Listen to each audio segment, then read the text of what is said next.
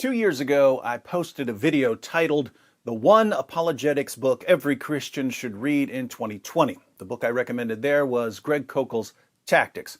Classic book. If you didn't get Tactics, be sure to get a copy. There's a link in the description box. It's 2022 now, and I'm going to recommend another book for this year. And I'm recommending this based on something that happened several years ago. This was back in 2013. I had a debate with an atheist at Columbia University in New York. After the debate, I was hanging out with a group of young atheists. They were all Asian, 6 or 7 Asian atheists. And they were asking me why I believe in God and Jesus, and I was explaining why I believe in God and Jesus. And after a while, one of them said, I don't care if Christianity is true or not. I only care that it's bad. And that was really, really strange to me, not caring whether something is true. I mean, I criticize Islam a lot, but if it were true, I would want to know it. So after making sure I understood this young atheist correctly, I went down the line and asked each one of them if they agreed with what he said. And every single atheist agreed that they didn't care if Christianity was true. They only cared that it was bad. And I realized that I was giving arguments to people who really didn't care about arguments. They grew up listening to Richard Dawkins and Christopher Hitchens and Sam Harris, and they had been conditioned to have overwhelmingly negative feelings about Christianity.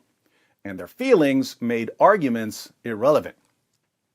The anger that these young Asian atheists had against Christianity was kind of puzzling to me. I was an atheist in high school, and I knew a few other students who were atheists. We all thought that Christians were wrong. We all thought that Christians were gullible. We all thought that Christians were just people who believed whatever their parents told them to believe. But we didn't have this idea that Christianity has been this violent anti-science plague on humanity for 2,000 years. The attitude was more like, yeah, we get that love your neighbor and do unto others had a positive impact on the world, and that may still help some people now, but we don't believe in all this nonsense about miracles and heaven and hell. Fast forward 2 decades, and Christianity had suddenly become the source of everything bad in the universe. The vast majority of history's wars were fought over religion. Total nonsense. Christianity has been at war with science for centuries. Total nonsense. All of the major figures of the scientific revolution were Christians of one sort or another. Suddenly, what was once generally thought of as good, even by people who didn't believe in it, was now thought of as bad. And notice, this happened to different beliefs as well. Right after the view of Christianity changed, the view of America and the West changed. If you remember the 80s and 90s, was America good or bad? It was awesome. Were Western nations good or bad? They were awesome. Perfect? By no means. Flawed? Yes. History of massive screw-ups? Absolutely. But good or bad? Good. Now they're evil.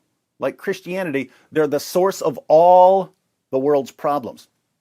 Fast forward a little more, down to the present, and everything that was once good is now evil. Every institution that was once good is now evil. Every person who was once good is now evil.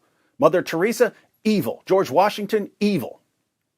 Pretty radical change in such a short amount of time, and it looks like we're just getting started. So, what happened?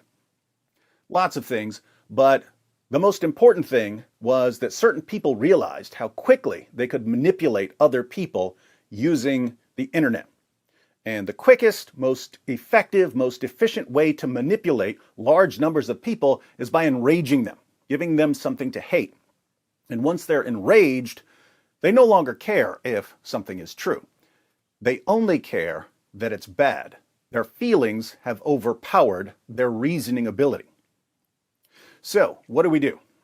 Unfortunately, there's no easy solution here. There's a lot of work to be done. And this isn't something to put off until later. The most important thing we need to do, given the cultural shift, is to make the impact of Jesus on the world common knowledge. It used to be pretty common knowledge. It's no longer common knowledge. And the kind of manipulation that relies on enraging people against a position usually only works in an atmosphere of ignorance about that position, assuming the position isn't actually evil. If it is actually evil, then you don't need manipulation to make it look bad. But if a position is good and you want to make it look bad, you have to manipulate people into hating it.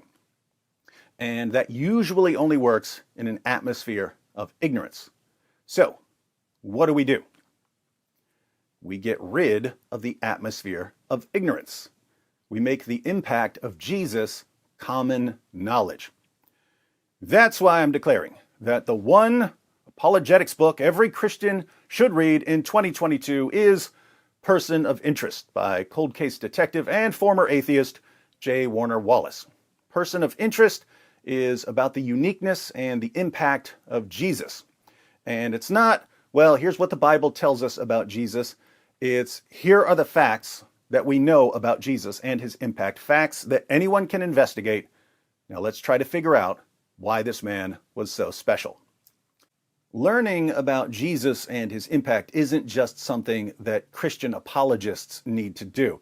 It needs to be common knowledge in families, in the church, in society, and ultimately around the world. So find a way to read this book in 2022. Now, for those of you who are looking at this book and thinking, that book looks kind of big, I mostly learned from videos, David. Not so fast. This book is on the long side of apologetics books, and reading isn't as popular as it once was. But here's a fun fact for those of you who don't think you'll read 250 pages, even though there are lots of pictures. If you don't have time, or you don't think you'll take the time to read an entire book that covers multiple topics, you don't have to read the entire book. You can pick a topic you're interested in and focus on that topic. So instead of reading the entire book, you could study one chapter and learn that one chapter well and share what you learn. You could even learn one important fact.